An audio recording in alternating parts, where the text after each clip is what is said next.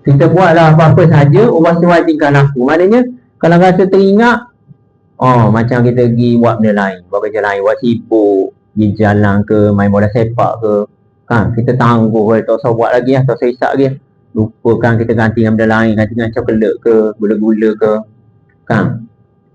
Ada pasien saya cuti, sabar kan, dia nak mikir cuti dulu. Lepas tu kita kena ingat balik, aku ni nak berhenti merokok sebab apa, haram, sakit kan, ingat semua kan, ingat keburukan rokok. Maknanya buatlah apa saja, kita kena ngejah kehidupan kita supaya tidak mendapat rokok yang baru. Macam tu.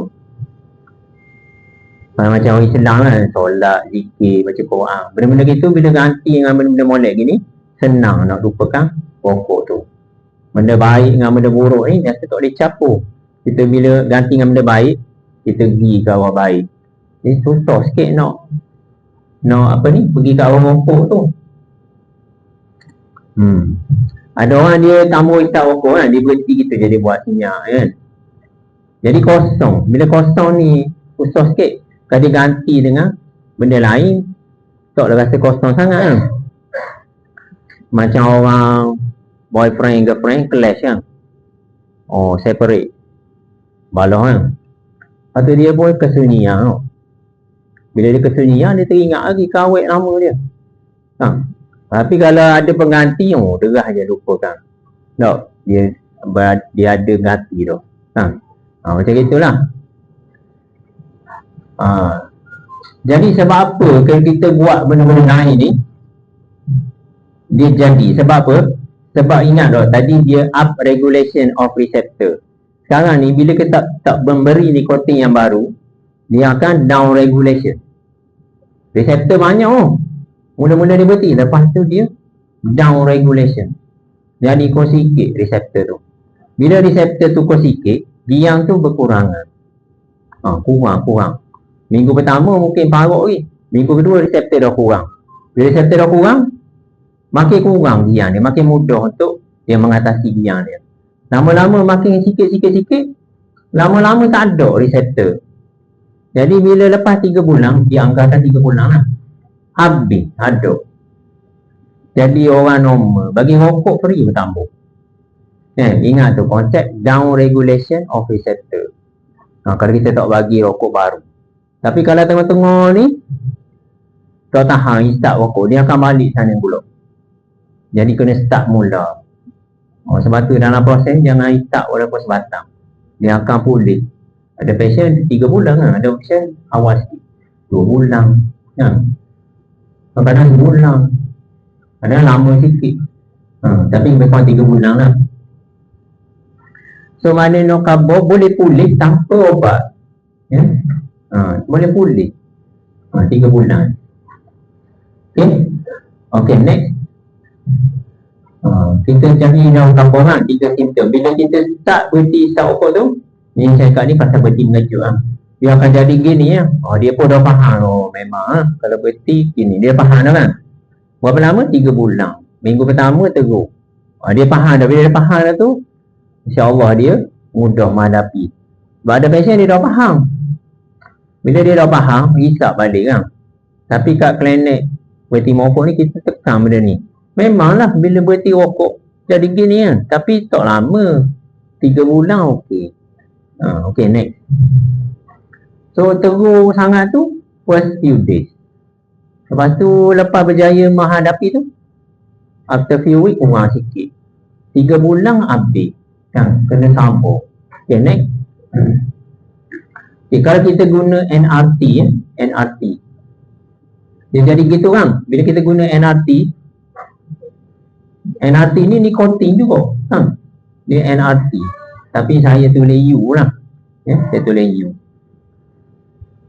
Dia pergi kat situ juga, reseptor yang sama kan. Jadi reseptor yang orang kata bising ni menyebabkan giang, reseptor yang kosong, dia senyap sebab dia dah dapat dah makanan dia. Dia senyap. Jadi orang yang guna obat ni dia kurang withdrawal system dia. Jadi dia boleh kerja macam biasa.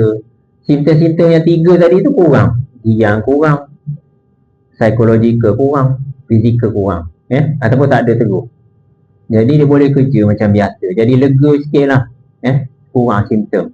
Lama-lama kita akan reduce dose dia. Reduce tapering lah. Lama-lama pulih lah masa 3-4 bulan. Tapi rokok kena berhenti awal-awal dah. Bukan sambil rokok, sambil obat dah boleh gitu. Kena berhenti awal. Berhenti awal, lepas tu kita treat simptom tu dengan obat. Tu satu lagi benda yang penting. Jangan campur obat dengan rokok. Ada kok orang buat gitu, tapi saya dah kenal, saya suka berhenti, lepas tu kita treat withdrawal simptom tu dengan obat. Kalau main campur lagi, campur sampai sudah, dia akan jadi macam campur rokok dengan vape. Isap vape sebab nak berhenti rokok. Jadi cubalah tapering ni, Lala lekat dengan vape, ataupun jadi dua-dua. Kan? Dia jadi alternatif. Tak ada rokok, isap vape. Tak ada vape, isap rokok. Kalau dia buat gini, campur obat dengan rokok. Tak ada rokok, ambil obat. Tak ada obat, ambil rokok. Jadi dah berhenti. Tak capai matlamat nak berhenti 3 bulan. Okey, next. Ni guideline lah. Contoh kalau isap rokok banyak, isap di awal pagi banyak sikit, jom besar sikit. Kalau sikit-sikit dia isap rokok, bagi jumlah yang rendah. Okey, next. Kita ada nikotin patch dengan nikotin gum. Nanti Cik Alfred akan terangkan daripada ni korek. Okey, next. Dia ada regime dia lah, 3 bulan, 4 bulan gitulah. Okey, next. Dia tapering dose. Okey, next. Ni patch dengan gum. Okey. Patch, nanti Cik Alfred akan terang macam mana nak patch kan. Okay, next. Kalau gum macam ni, dia lebih kurang macam ni lah. 1 jam 1. 1 jam 1. Ada 3 cara. 1 jam 1. Pukul 8 1. Pukul 9 1. Ataupun secara regular, ataupun bila PRN, bila rasa gian. Rasa gian punya, tak gian tak payah. Satu lagi, sebelum rasa gian, sebelum makan dah punya.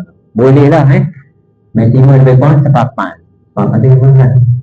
Boleh sampai 3-4 bulan. Okey, mengurangkan simptom. Dan segula 3-4 bulan. Okey, next. Punya itu buang. Jangan telan. Bukan gula-gula makan ni. Gula-gula nak ambil dia punya obat je. Serap melalui baka berkosa. Okay, next. Next. Ni cara ni Cik Alfred. Ada satu lagi, baru sampai ni correct spray. Satu spray, tengok hilang dah. Tak hilang tu nombor 2. Dalam masa 1 jam boleh 3 atau 4 spray. Okay, next. Okay, next. Yang ni varenicline ni dia macam partial agonist. Dia pergi dekat situ kan, dekat brain tu. Partial agonist lah. Dia pun macam metadon pun memang macam tu kan. Tapi ni partial agonist. Okay, tapi tak guna dah, tak ada. Okay, next.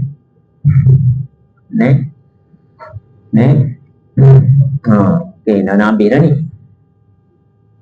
So, tapi kita boleh combine patch dengan gum. Boleh. Contohnya patient tu heavy smoker kan, 20 sehari. 20 isap 20 kan. Heavy, kita tahu dah heavy. Bangun tidur tu isap. Jadi kita tahu heavy. Kita bagi full dose. Contohnya macam ni. 25mg patch pagi-pagi for 16 hours. 6 pagi sampai 10 malam. Malam cabut kan. Okay. Malam cabut sebab dia tidur dah kan, tak perlu dah. Tapi kalau tertinggal situ pun tak apa. Okay. Bubuh 25mg patch kan. Lepas tu on top of that bagi add on nicotine gum 4mg. Yang tu boleh guna 3 cara tadi. Either regular 1 hour 1 ataupun PRN. Macam tu. Ataupun dia rasa lepas makan mesti rasa nak isap. Jadi sebelum makan dia isap dulu. Sebelum makan dia kunyah dulu. Boleh combine boleh combine. Nak guna satu pun boleh. Nak guna dulu boleh. Kita boleh main-main macam buat insulin lah. Makan pukul berapa? Makan 2 kali. Jadi cocok 2 kali. Kita boleh main-main tu dia tu. So kita kampung kat passion nak buat apa? Dia dah tengah ceramah kan, tak kira 2 jam tu. Dia nak buat apa sekarang ni? Dia tanya dia nak buat apa? Dia tanya dia kan, nak buat apa? Okay, next. Macam kesimpulan nak Mau satu niat tu kita akan tengok dulu apa. Kita nak berhenti ni sebab apa? Kita nak berhenti ni sebab apa? Tak ada sebab, mau suruh. Okay, dia duduk jauh dengan mau isak. Macam sebab tu dah orang kuat. Niat ni, macam mana? Sebab apa niat? Oh, sebab sakit jatuh. So, lagi okey dah buat tank, boleh berlari, isak mula. Jadi sebab tu tak apa kuat. Kita kena cari untuk passion tu sebab yang memang dia boleh berpegang. Supaya bila-bila pun dia dah isak. Kata dia jangan jadi alasan. Kawan ulu. Oh gitu je sebab komang gitu je. Bapa isak mula. Anak bodoh. Itu anak kecil kan. Anak besar masa you. Ada benda kerja. Jadi sebab-sebab lekeh-lekeh gitu. Kita sambung gitu. Kita nak dia berpegang pada satu sebab yang kuat. Sebab tu bila jumpa passion saya cerita keburukan-keburukan tadi. Masa cerita keburukan tu macam kena cerita macam benda tu buruk sungguh jadi tak peduli korang haram. Orang Islam haram tak boleh kan. Dosa masuk neraka. Kita cerita gitu. Kita nak masuk syurga ke neraka? Masuk syurga. Orang Islam ni kita tu tunjuk keburukan-keburukan tu biar kopo dalam otak dia. Biar dia tanam perasaan benci dalam otak dia. Baru senang dia nak berpegang. Biasanya kalau orang Islam kita tangkap, kita sebut haram. Kita semayang sebab wajib. Kita tak minum arak sebab haram. Kita tak makan babi sebab haram. Tak payah nak soal-soal dah. Pokok haram kok mufti kata fatwa. Tak kena isap. Gitu Selain daripada tu, adalah sebab-sebab lain pagi kan. Buang mata, peribadi tak elok, anak kecil, kesihatan. Tak apalah, yang tu boleh pakai lah. Tapi kita tangkap, kita tekankan yang haram tu. Yang tu ramai pesakit saya bila dengar haram tu. Dia berhenti. Dia tekan yang tu kan. Ada juga pesakit kata haram, dia kata makruh. Macam mana nak buat? Saya makruh je. Dia kata saya, apa dah berhenti? Saya berpegang pada makruh. Berpegang pada makruh. Fatwa kata haram, saya berpegang pada makruh. Kan?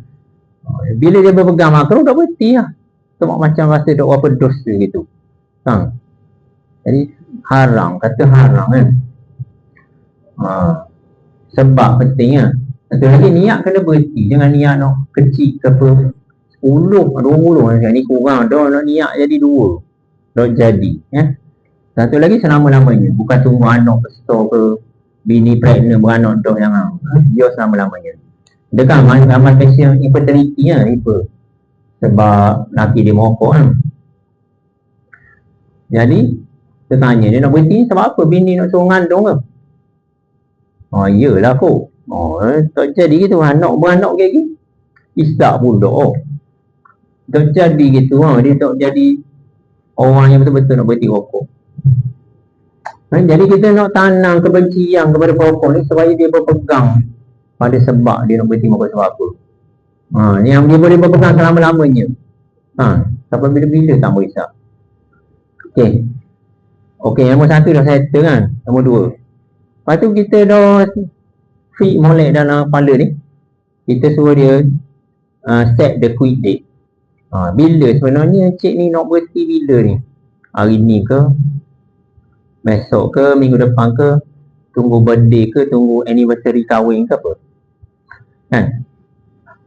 Kadang-kadang ada bila kita dah bagi tazkirah dia pun berminat kan. Dia berhenti lalu. Datang ambil rokok ni tinggal lalu. Kau pandai doktor lah nak buang apa. Biasanya kita simpan dalam museum kita lah. Kita ada museum kat sini Maknanya begitu bersemangat sekali siapa. Sebab tu pentingnya tazkirah orang betul-betul molek. Dia beri lalu. Itu passion yang jadi Ada orang yang tak jadi tu. Oh, yang tak jadi tu stop bila-bila, defaulter lah, macam-macam lah. Tapi kalau betul-betul jadi, dia nak berhenti lalu. Sebelum tu kena buang dululah kalau ada di rumah ke dalam kereta, ashtray ke lighter, buang dulu. Kita kasih clear dulu. Barulah kita start berhenti. Okay. Bila dia dah berhenti, contoh hari ni, dia berhenti hari ni, dia pun akan rasa simptom kan, yang 3 tadi kan, psychological, rasa rindu, psikologi terganggu dengan fizikal kan. Tapi kita ajar dari tadi kan, memang akan ada kan. Jadi ada dah simptom kan. Tapi kita tahu kali ni simptom nak buat mana? Rawatan tanpa ubat ataupun tanpa ubat. Kalau tanpa ubat yang tadi adjust kehidupan berapa tadi kan.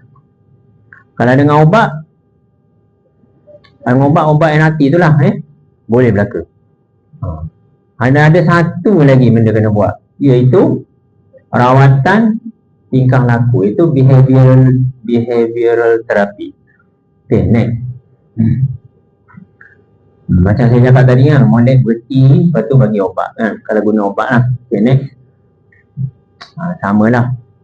Sebab kita takut dia jadi selang-seli. Sekali obat, sekali break, sekali rokok, ikut gitu. Dia tambah lagi alternatif. Tambah gitu kan. Okay. Next. Sebab apa kita kena buat behavioral therapy? Sebab bila kita kata ketagihan nikotin kan, ataupun penagihan rokok ni adalah satu penyakit apa? Fizikal ke psikologikal? Psiko. Kalau macam diabetes kita cek 20 tu penyakit fizikal ke apa? Fizikal tau, sebab itu cek pasien accident pergi ED, fracture femur kan. Fizikal kan, batuh, nampak batuh. Tak ada kaitan mana dengan psikologi tau, sebab nampak tulang batuh psikologi mana kan. Tapi kalau ketagihan rokok ni, penyakit ada kombinasi dua-dua. Nak kata psikologikal saja dah juga, sebab tadi kita cerita pasal nikotin, nikotok, reseptor kan. Reseptor, lepas tu up regulation, down regulation. Bila bagi obat dia okey, dia tu fizikal punya elemen. Ya juga. Ada orang lebih fizikal, ada orang lebih psikologi, ada orang 50-50. Macam-macam pasien ada. Tapi psikologi ya juga. Sebab apa? Contohnya bulan puasa kan, perokok tegar. Bila bulan tak puasa, dia tak isap rokok kan, tak dapat rokok ke mana, dia rasa simptom dia kuat simptom dia kuat gitu. Tapi bila bulan puasa, tak isap rokok tapi simptom dia berapa kuat. Macam mana gitu? Saya okey je bila bulan Ramadan, okey. Ada benda boleh buat kerja macam biasa, laju je. Tadi masa bulan tak puasa, menggelitik sekali, simptom kuat. Bila bulan puasa, okey.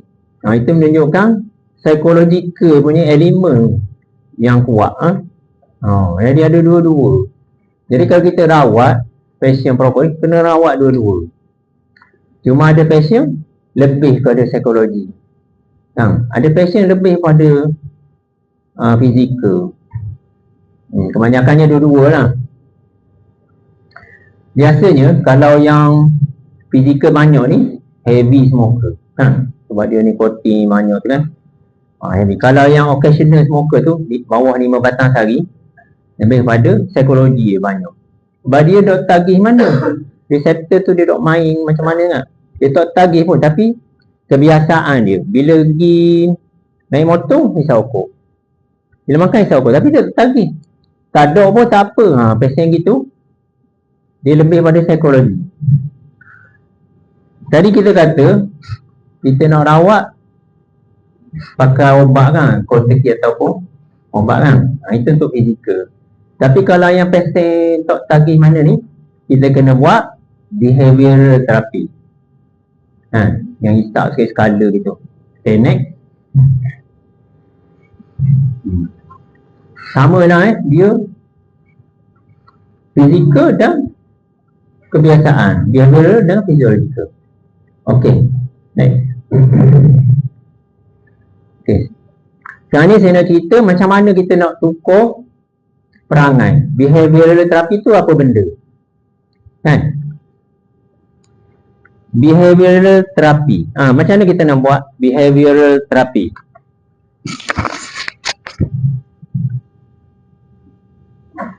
Macam mana? Behavioral therapy maksud dia kita nak tukar perangai lama yang buruk kepada perangai baru yang baik. Itu sebenarnya. Nak tukar kan. Jadi perokok yang tak baik kepada tidak merokok. Perangai baik kan. Nak tukar tu nak buat benda. Ya ada dua benda yang kena buat. Yang satu niat. Apa yang kita nak tukar tu sebab apa? Ada sebab ke? Ada. Sebab tadi tu lah. Bahaya isap rokok, haram. Sekarang ni tambah dah jadi seorang yang lekeh kan. Suka keluar bila waktu kerja. Nak jadi orang baik lah maksud dia. Kan? Niat tu betul tau. Jadi bila dia niat, dia kena selalu buat pula. Latihan. Latihan ni maksud dia selalu buat. Acapkan dia buat. Supaya dia jadi rutin. Rutin yang baru. Kan? Jadi niat dan latihan. Ingat, niat dan latihan. Niat kena betul. Sebab tu kita cerita tadi banyak ni pasal ISD apa semua kan, keburukan. Dia aku nak tukar lah kepada seorang bukan perokok. Sebab banyak sangat keburukan rokok ni. Mungkinlah sedap, yang kependek sedap lepas tu, tapi bazir kan, jangka panjang banyak keburukan kan. Jadi niat tu tanam dan latih kan. Lepas tu kita buat. Masa buat tu susah lah daripada isap rokok lepas makan, tak isap rokok kan. Lepas sebelum ni isap rokok lepas makan kan. Sekarang ni nak makan kacang lepas makan. Tukar kebiasaan yang dah 30-40 tahun tu. Susah lah kan, susah. Ada rasa kekok. Tapi itu kata kena serius. Serius, kesungguhan. Kan? Dan juga perlu support daripada keluarga. Kan? Kalau keluarga menyokong, bini dia tegur lah, abang, ingat berhenti sokong, kita makan kacang lepas makan nasi. Ada support daripada rakan sekeliling ke keluarga. Ingat niat dan latihan. Okey, next. Ingat dua perkara kan? Niat, latihan. Sementara kita buat tu kena ada niat yang betul. Dan selalu kena buat. Kena sabar lah. Pengorbanan lah. Biasa sedap je isap rokok. Ni buang sedap tu. Kita ganti benda lain. Banyak berkorban. Kan? Kena ada jati diri. Kita khabar kat dia. Nak berhenti isap rokok je. Kita ni hot tu je minta tolong buat. Tukar rokok kepada kacang. Kan? Bukan nak suruh buat benda. Bukan nak suruh perang dekat Palestin. Dok lagi dia suruh tukar rokok kepada kacang je ni. Gitu. Banyak cabaran lah. Tapi kita try buat. Okay, next. Lepas tu kita bagi contoh lain. Kita tukar perangai macam mana. Behavioral therapy. Anak bangun lewat semua. Mayang subuh lewat. Kita nak tukar tabiat. Daripada bangun lewat, bangun awal. Okay. Kalau bangun lewat, tak boleh kan? Kita suka bangun awal. Kalau bangun awal ni ada masalah tak? Tak ada. Dia semua sekadar perangai saja kan? Ataupun rutin. Rutin dia gitu dah. Okay. Kita nak tukar tu, bangun lewat pada bangun awal, kita perlukan apa? Sama kok. Niat dan latihan. Okay, niat. Niat kita nak bangun awal ni, sebab apa kita nak bangun awal? Orang kena tahu dulu sebab apa niat. Sebab tak ada sebab nak bangun awal. Apa ayah nak bangun awal? Kita khabarlah ke dia. Pahala lebih. Bangun semayang subuh. Tak semayang dosa. Masuk neraka. Ustaz pun khabar begitu. Orang ajar. Kita ayah pun khabar. Tengok ayah pun mayang awal. Banyak sebab kita khabar dia. Jadi kalau bangun awal, boleh pergi sekolah awal. Tak tinggal bas, cikgu nak marah. Ada sebab kan? Jadi niat betul tu. Lepas tu kita kena buat semua. Buat macam mana? Mula-mula susah kan. Mula-mula hari pertama kita kena gerak je. Ataupun alam clock ke. 5 hari yang pertama mungkin je. Lama-lama dia dah biasa dah. Dia dah biasa dah. Ataupun kita bagi reward. Sehari bangun RM5 ayah bagi. Ataupun kalau dah bangun, suruh air. Biar basah. Kita buat gitu, bukan apa nak suruh menggerakkan dia saja. Supaya dia pergi. Lama. Biasa dah bangun awal. Rutin yang baru dia adalah bangun awal. Rutin baru hari tu rutin lama bangun lewat. Ni satu kebiasaan baru bangun awal kan. Kalau kita tengok pocik-pocik sekarang ni kalau pergi sembahyang subuh, ramai kan penuh masjid. Cuba tanya pocik tu, apa bangun awal ni? Niat dan latihan. Nombor satu, pakcik nak pahala lebih. Satu pergi sembahyang subuh. Nombor dua, biasa dah. Pukul 5 mata kerah dah yang tidur. Biasa gini dia boleh jawab gitu. Biasa gini dia dah biasa dengan rutin baru yang baik. Orang makan banyak kan, obesity contohnya kan. Dia biasa dah makan banyak. Makan 2 pinggan semua 3 kali sehari, 4 kali sehari. Jadi kita satu hari dia sedar dok dia gini kecil manis lagi. Jadi niat dan latihan. Jadi niat aku nak kurus tambah kecil manis kan. Lepas tu dia kena latih. Latih lama-lama dia biasa makan sikit Rutin yang baru dia adalah makan sikit. Jadi serupa juga kita aplikasi pada merokok ni. Biasa dah merokok lepas makan, bawa motor. Kita cuba ganti yang benda lain. Lama-lama dia biasa dengan rutin yang baru. Okay, next. Lama-lama dia akan jadi biasa dengan rutin baru pula. Dia berpegang pada rutin baru. Sebab kata tadi dia hanyalah perangai rutin, bukannya reseptor ke apa. Ni perangai yang kita biasa buat. Okey. Jadi kalau kita nak dalam proses perubahan tu macam gini dah lebih kurang masa nak berubah lama-lama dia lekat dengan perangai baru. Okey, next. Sampai satu tahap dia punya fizikal pun ikut kau. Contohnya macam ni. Pagi-pagi tu dia nak tidur dah. Kerah mata. Sebab biasa bangun awal kan. Ataupun nak makan lebih boleh dah. Sebab biasa makan sikit. Biasa dah. Ataupun sakit kepala. Bila lama tak isap rokok, sakit kepala bila kena asap rokok mula. Okay, next. So, ini step-step dia menjadi tabiat baru. Okay, next. Okay, dalam kita proses berhenti merokok ni, kita kalau mula-mula nak berhenti tu memang reseptor banyak lagi yang dia akan rasa tertarik. Contohnya kalau orang ni baru berhenti dia tengok orang isap rokok member-member, dia akan rasa tertarik sebab ada reseptor banyak lagi. Jadi kalau mula-mula tu janganlah, bila kapal dia janganlah cari pasal duduk dekat member kan isap rokok, duduk jauh dulu. Sebab dia dah berapa kuat lagi, reseptor banyak lagi. Tapi lama-lama lepas few weeks itu jadi kurang. Kalau dia tengok orang isap rokok macam tak ada benda rasa, tak tertarik sangat. After about 3 months tu reseptor dah habis, dia akan rasa macam benci pula. Macam dah suka dah, apa ni isap rokok dekat aku kan. Okay, duduk je. Okay, saya nak cerita pasal mindset ni. Kalau kita set, memang kita nak berhenti rokok, kadang-kadang ada kita simptom pun kita dah cara dah. Dia boleh mengatasi. Walaupun simptom kuat, tapi kita set dah. Macam kita bulan puasa kan, bila puasa lapor lah macam-macam tengok kanan. Boleh lah, dia set dah sini. Tambah dah isap rokok warna-warna pun simptom tu tambah dah kan. Yalah, lapor hilang gitu je. Okay, next. Ni satu analogi kau lah. Kita dah biasa praktis masa bulan puasa, tahan kan. Bila rasa lapar, tahan. Rasa nak isap rokok, tahan. So kita aplikasikan pada bulan tak puasa juga. Boleh aplikasikan untuk merokok juga kan. Okey, next. Jadi kita kadang-kadang kita jumpa 3 jenis pesakit.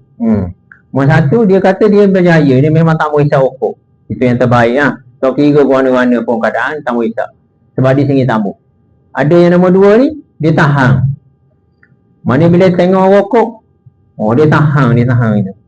Kan, dia tahan gitu. Tapi yang pertama tadi dia tahu yang tahan, dia memang benci walaupun dia depan mata. Yang tu yang terbaik lah. Yang nombor 3 ni dia tengok persekitaran. Tengok persekitaran. Maknanya kalau duduk tempat orang tak hisap rokok, dia okey. Duduk tempat orang hisap rokok, dia jadi gitu sekali kan. Macam nol sangat. Jadi kalau boleh kita achieve yang nombor 1 ni lah. Okay, next. Kalau kita pun ada kaunselor lah, tapi jarang lah kita panggil dia. Okay. Okay, next. Okay lagi.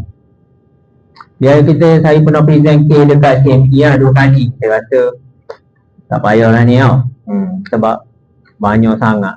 Ada yang vape saja, ada yang vape dengan rokok, ada yang rokok saja. Tak apalah. Next je lah. Ada yang berjaya, ada yang tak berjaya. Banyak ni. Next. Dia ada 9 case. Saya present 2 kali. Okay, next lagi. Ada yang tu sakit COAD yang tak berhenti juga.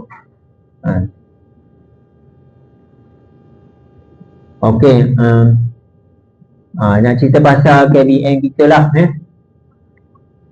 Tapi tadi dah cerita dah. Next. Dulu dia bawa UKP lah. Tapi sejak 2021 kita letak bawa MOJPL lah. Okay, next. Ada PPP kan, pegawai farmasi pun ada. Okay, next. Ni banyaklah rokok-rokok yang diserahkan oleh pesakit kan. Next. Ini statistik kan. Ni 3 tahun kan. Ini tahun lepas. Okay, next. Ada perempuan, ada lelaki. Okay, next. Okay, lagi. Kadang-kadang kita bagi nanti, kadang-kadang kita tak bagi. Hari ni dia banyak bagilah.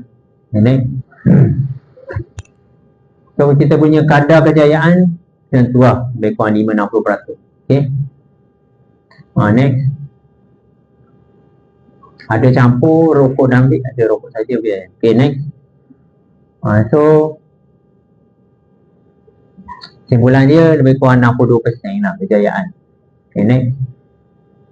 So macam mana nak refer?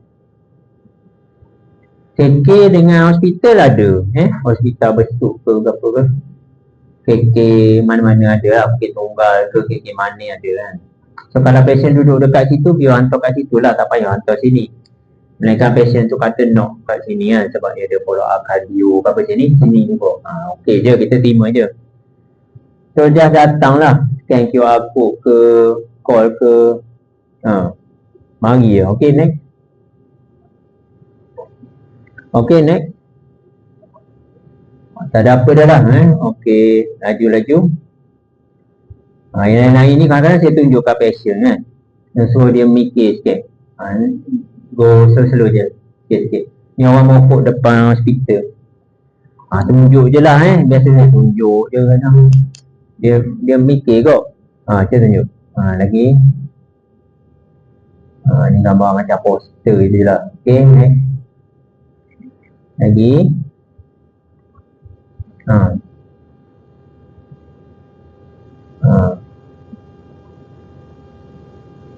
Kalau saya ada masa, kalau tak letih lagi, sampai sini lah cerita. Masa tu dah dekat 2 jam dah.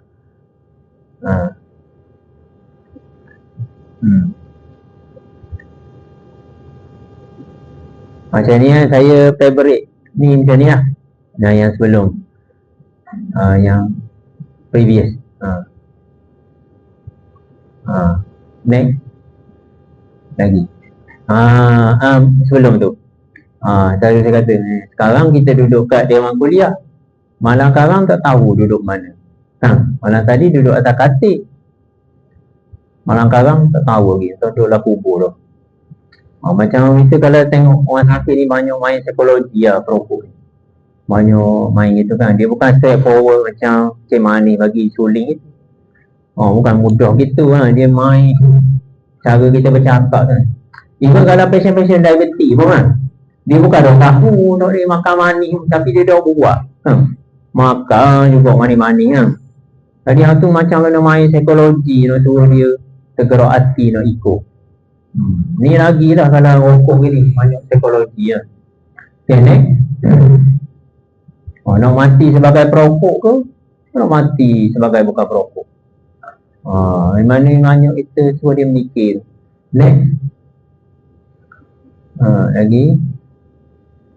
Nak bawa bekal gen ni ke akhirat kita ni. Tak. Tak kuat dengan isap rokok lagi. Bawa bekal gen ni. So dia mikir lagi. Yang ni satu lagi slide yang saya tunjuk. Bila kita contoh kita dia kata 30 tahun dah saya isap rokok tak apalah kata 30 tahun nak buat mana, itu zaman gelap, zaman jahiliah tak apa, itu dah lepas dah, kita masih ada peluang nak berubah contoh kita berubah hari ni kita pun berhenti quit date hari ni kita berhenti. Bila kita berhenti kita buang kita tinggalkan yang lama tu, masih ada peluang untuk pergi ke depan.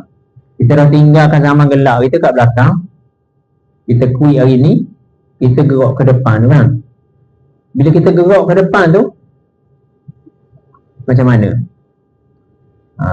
Bila kita buang rokok tadi, mungkin ada withdrawal symptom masalah jadi serabut symptom yang 3 ni teringat lah, tak boleh buat kerja psikologi, kadang-kadang ada fizikal ada tapi betul lah tu, ada masalah ni, ada simptom kita nak buat benda. Jadi kita guna-guna pun kita kena pergi ke depan, yang tu kita buang tu walaupun kita ada simptom, kita dah tinggal itu, kita gerak je ke depan kita gerak je ke depan. Sebab apa? Masalah-masalah yang kita hadapi sekarang oleh sebab kita buang rokok, takkanlah tak ada penyelesaian dia dekat dunia ni luas lagi ada ni boleh macam benda boleh ikhtiar minta doa tawakal, kita orang Islam ni doa tawakal semayang mesti ada lah. Tak munasabah kita pergi ambil balik rokok kita dah tinggal tu, tak ada dah cara penyelesaian lain kena ambil. Macam tak munasabah jadi kita kabur dia gitu tinggal kita pergi cari penyelesaian kat ni pula munasabah sikit okay, next. Okay, next. Lagi macam cakap tadi penyelesaian tu macam orang Islam mesti ada penyelesaian, macam mesti ada ubat setiap penyakit ada ubat, mesti ada kat sana, takkan nak butik balik rokok. Ni satu lagi, bila seseorang berhenti berjaya dia kata kosong lah, puas kita kata jangan terpedaya, sebab sebenarnya banyak je kerja kita ni, cuma dia rasa kosong sebab rokok ni memenuhi sebahagian besar masa dia dulu. Bila dia dah berhenti memang rasa gitu, tapi lagi banyak je kerja banyak lagi benda boleh buat. Okay, next. Jadi kena tingkatkan amalan, tingkat orang baik. Bila pergi ke baik itu, payah nak pergi ke orang tak baik. Okay, next. Lagi ni sekejap. Ni satu lagi yang saya suka tunjuk, bukan setakat pasien rokok saja, pasien diabetik apa semua ni yang tak jaga makan, tak rokok, nak tanya dia malam ke 2 hari lepas ni kak ni duk makan banyak ni, padang ni, kecil manis ni, siapa nak pergi pegang lagi kalau Israel mari? Kak dah lidah sebab dorok dah siapa nak pergi? Siapa nak pergi?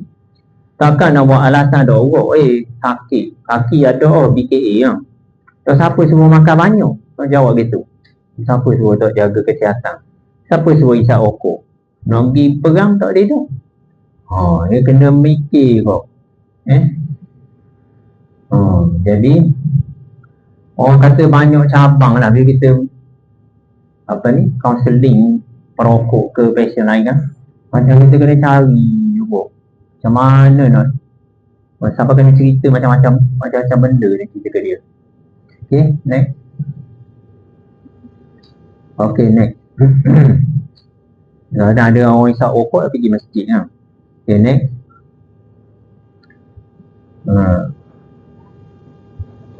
Lagi macam-macam cara kita cerita. Lagi kita tunjuk je kan, macam saya tunjuk je. Kalau ada boleh explain, kita explain, tapi tunjuk lah. Ni adalah latihan yang saya dah gitulah.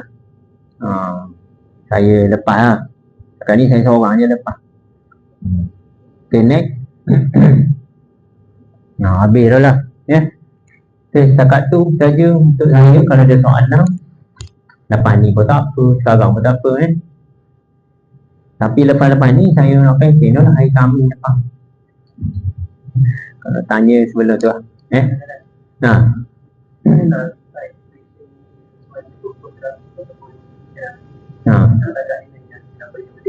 Nak pakai ubat ke tak mau pakai ubat? Psikologikal saja, kaunseling saja ke?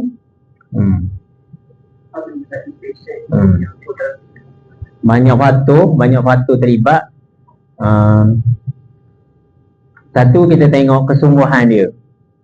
Kesungguhan. Kita tambah ubat tu jadi macam cuba je, nak cuba. Doktor try bagi ubat, nak cuba beri makan. Macam dok sungguh ni biasanya dok jadi kalau kita bagi ubat. Dia anggap obat tu macam sampingan je, macam alternatif kepada rokok. Nombor satu, kita tengok kesungguhan dia. Nampak memang nak berhenti lah. Memang saya dah cuba banyak. Satu lagi past history dah, banyak kali dah saya cuba. Jadi kita nampak kesungguhan dah cuba dah.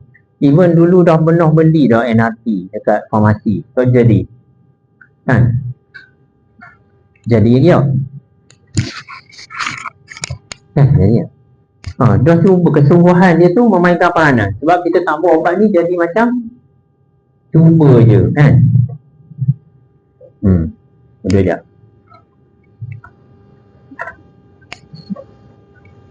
Sebab itu kita membazir obat. Untuk satu pasien lebih kurang RM1,000 dibelanjakan kalau gam campur pes. Satu pasien lah. Kalau berjalan, kalau 3 bulan lah. Jadi kesungguhan tu memainkan peranan utama kan. Sungguh nak berhenti, tak cari-cari gitu. Kita kena assess dia lah. Nombor 2, biasanya saya bagi kali kedua punya visit. Kali kedua punya visit tu about 1 week to 2 week. Kali pertama tu macam kita nak tengok dia tu orang yang macam mana, kesungguhan ni kan. Try dulu berhenti tanpa ubat kan. Lepas tu next visit tu baru tak jadi doktor. Okay, baru bagi ubat kan. Lepas tu contraindication juga. Macam obat ni tak boleh bagi kalau unstable angina. Sebab takut nikotin menyebabkan vasoconstriction coronary artery kan. Takut bagi dia jadi chest pain pula. Ataupun baru lepas MI, dalam masa 2 minggu lepas MI. Nanti dululah.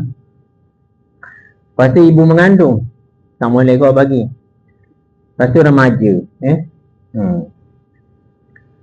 Lepas tu kesesuaian pasien. Kalau patch tak boleh lah. Kalau orang ada psoriasis ke apa, kulit habis kan, kita bagi gam. Orang tu tak ada gigi, dia boleh bagi gam. Kalau tadi, kalau psoriasis tak boleh bagi patch. Kalau orang tak ada gigi tak boleh bagi gam. Tapi ada buat pasien saya dia punya dengan gusi. Pelik kok tapi kena consider lah. Lepas tu kerja dia receptionist tau. Ataupun doktor ngunyah je. Sekarang pasien ngunyah lah. Pakailah patch kan ataupun spray. Kerja dia kan. Lepas tu patient's choice. Dia kata saya dah semangat sangat dah ni, saya ubat-ubat lah. Jadi juga Jangan kita beria-beria bagi, tak perlu buat gitu sebab dia dah semangat sangat. Kalau dia rasa tak boleh, next week dia datang pula. Okay. Tapi kesungguhan dia tu memainkan peranan yang besar lah. Kesungguhan Okey. Saya rasa itulah kesungguhan tu yang paling besar sekali. Sebab kita tak nak obat kita membazir, dia nak main-main try lah doktor. Nak obat. Lagi satu hint dia. Mari-mari nak obat dah. Doktor nak obat berhenti rokok. Biasa orang pasal gitu lah kita tak bagi. Sebab tahu dah dia macam nak try. Tapi kita ditesteri dululah. Testeri tengok kesungguhan dia. Banyak kali dah try, terjadi. Kita bagi obat Okey lah, saya rasa macam tu lah. Mungkin ada yang saya tak teringat, tak tahu lah. Tapi saya rasa yang tu lah. Ada lagi soalan lain? Ada juga ada tadi kita cakap kalau kita tu masa dia withdrawal tu yang ada fizikal dengan psychological kan. Kalau macam fizikal tu macam kita nak tackle tu dengan dia punya terapi biasa dia ada macam komunikasi seksual tak ada. Kalau fizikal ada. Kalau setakat meleleh air liur kan, ada pasien saya meleleh air liur, dia jawab apa? Dia kesak je lah doktor. Gitu dia jawab. Meleleh air liur doktor 2-3 hari lepas berhenti rokok. Saya kesak je. Gitu je 2-3 hari je. Fizikal setara mana? Headache dia pasien headache, makan Panadol. Gitu je. Bukan behavioral, ni memang fizikal betul. Constipation Constipation biasalah, makan dietary fiber gitulah, minum air. Kita treat macam symptomatic je lah. Fizikal kan. Kalau apa tadi? Psychological, tak adalah sampai refer PSY. Kita tahu dah yang psychological tu macam tak boleh fokus tu disebabkan oleh apa ni? Nikotin tak dapat dekat reseptor kan. Kan kita dah cover tadi, ni sementara saja kan. Kita cuba alih perhatian. Gitu je lah. Tak ada sampai refer PSY.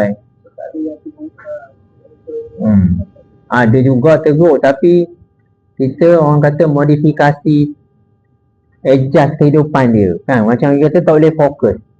Sekarang macam mana? Dia kerja perlukan detail kan. Tak boleh fokus kan. Ada pasien saya cuti je. Dia cuti ataupun buat kerja yang tak memerlukan fikir. Kemas store ke.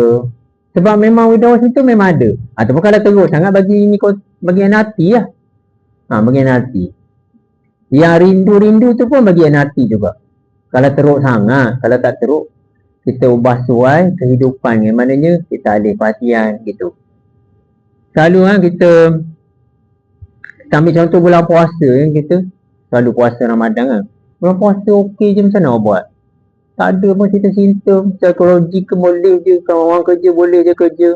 Apa pasal pula bulan tak puasa jadi tak boleh ni? Apa pasal? Dia jadi betul juga doktor Apa pasal bulan puasa okey? Tadi kata simptom teruk sangat. Bulan puasa okey pula, boleh je kerja. Tak adalah cuti kan. Bulan puasa cuti. Sebab apa? Bulan simptom kuat. Tak ada pula macam tu. Itu menunjukkan banyak main psikologi. Kalau kita duduk klinik berhenti merokok ni kan, macam saya, mula-mula tu rasa kekok lah, ilmu tak cukup. As time goes on, kita dah tengok banyak kes macam kita dah tahu perangai pasien ni. Kita pun ada idea kan. Lama-lama kita macam pandai lah. Kita tahu lah selok-belok. InsyaAllah kalau dia duduk lama kan, dia mesti merokok lama-lama dia jadi makin macam dia duduk mana-mana pun kan, Nefro ke apa ke, Wungke ke, lama-lama dia pandai kan. Macam tu lah, mula-mula je tak reti, lepas tu dia akan reti lah. Ada tak soalan lain?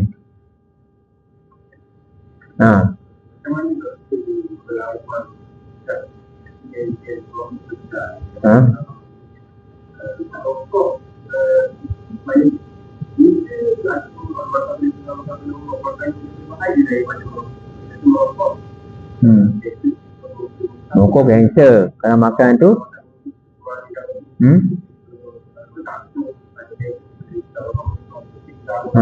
betul. Betul. Bahaya tu masing-masingnya. Dah bahaya gula lain ya. Bahaya rokok lain. Dah macam mana nak jawab? Dah bahaya dia lain-lain. Bahaya gula dia jadi diabetes, obesity. Dia menyebabkan aterosklerosis juga. Bila aterosklerosis jadi stroke, renal failure, MI. Smoking pun causing aterosklerosis juga. Pathway dia sama juga. Aterosklerosis boleh disebabkan oleh smoking, diabetes, hypertension. Betul lah yang tu rosak aterosklerosis melalui gula yang berlebihan lah, hyperglycemia. Jadi rosak melalui inflammation of the blood vessel, aterosklerosis juga. Dia punya lapisan dalam tunika intima rosak disebabkan oleh chemical dalam rokok. Rosak juga. Yang tu rosak juga. Saya belawang tu rosak lagi tu. Masing-masing lah. Yang tu rosak cara gini. Aterosklerosis kot. Yang tu cara rosak dengan cara glycation kan. Glycation. Gula tinggi glycation of the tunica intima. Dah rosak belaka. Tak ya nak balang. Tak faham kot. Dah pun nak balang.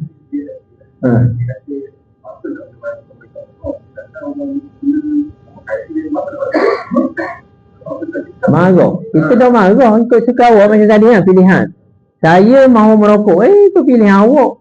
Kenapa dah tadi saya tunjuk kan? Kita ada pathway of a smoker kan. Saya nak merokok. Saya suka. Apa dia? Saya pun tak peduli. Kadang-kadang saya cakap gitu. Saya tak kisah merokok. Macam ibu saya kata juga kasar orang. Mana boleh cakap gitu kan? Saya tak kisah merokok. Pilihan cik. Cuma kalau nak berhenti saya boleh tolong. Gitu dia jawab kan. Nak mikir pun tak apa saya tak kisah. Mikir lah sampai mati. Fikir. Mati kot.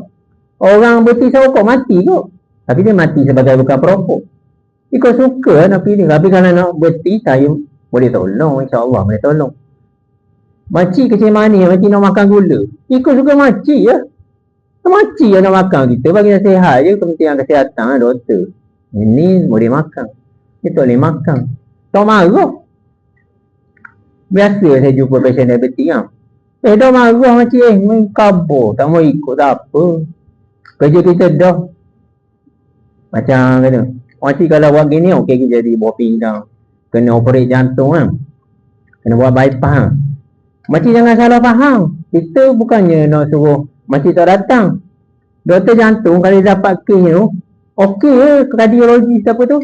Kardiak saja dia suka kan. Dia minat dia. Tak ada kita tak marah. Mati lah sakit. Saya jawab gitu siapa. Kardiologi suka dapat kes. Operate 4 jam. Beres je. Makcik lah yang sakit. Tahu aku risau lah. Saya tahu. Saya bagi tu je. Gitu. Macam reverse sikit lah. Dia macam sekasar kan. Tapi kadang-kadang kena cakap gitu kok. Dia ingat. Satu lagi.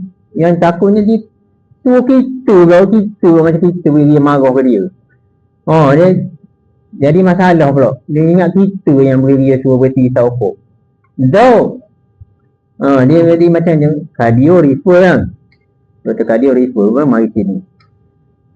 Doktor buat macam mana nak suruh saya berhenti merokok. Kita pula. Kita membantu. Yang tu kena clarify patient. Saya membantu. Jadi kalau patient nak pakcik nak berhenti, baguslah. Saya boleh tolong. Dah berhenti juga ni. Mana doktor? Kita membantu je. Jadi elemen niat pesakit tu nombor 1. Kena berhenti, okey boleh tolong. Tak nak tak apa. Bagi nasihat. Dah jadi kan. Ada pasien saya. Pasien perempuan jumpa dah dulu 2-3 tahun lepas berapa kali TCA. Tak berhenti juga. Lepas tu lama, lepas 2 tahun saya panggil pula. Mari lah. Mari pula. Tak berhenti juga. Tak apa, tak kisah. Kita baik je dengan dia sebenarnya. Cakap dia pun bagi hadiah kita. Lalan tahu saya buat benda. Saya bagi tikus semayang dia. Sebab dah semayang. Itu satu elemen dah semayang. Tak hegang lah kalau isap rokok. Dia dah semayang. Jadi saya bagi tikus semayang dia ada. Semayang lah.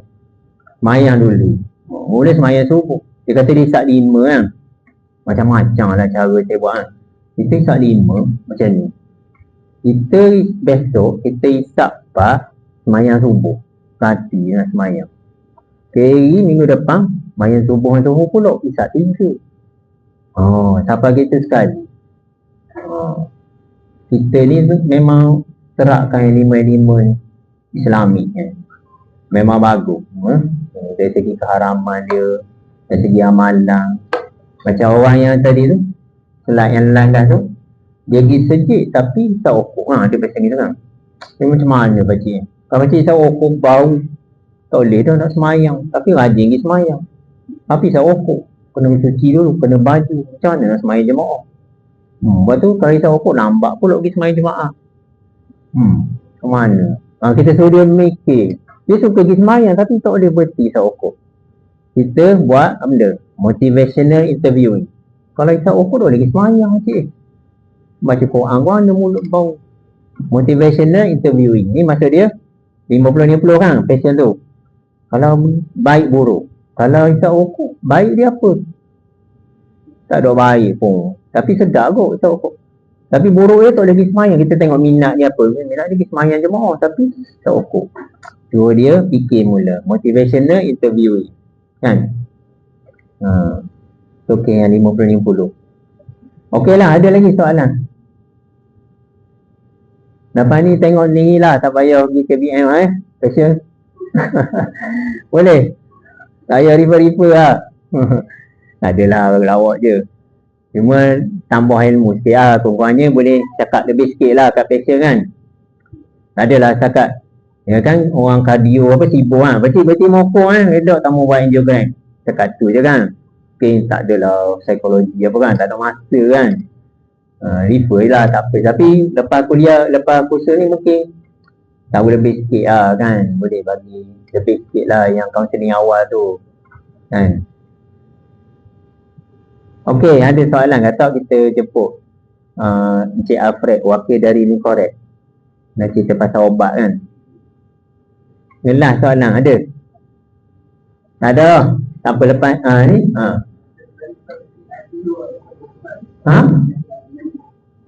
Tak dengar. ICU. Oh, patient ICU.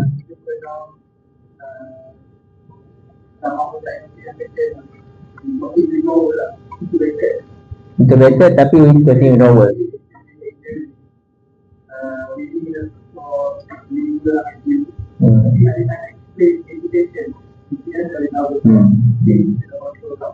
Tachycardia gitu.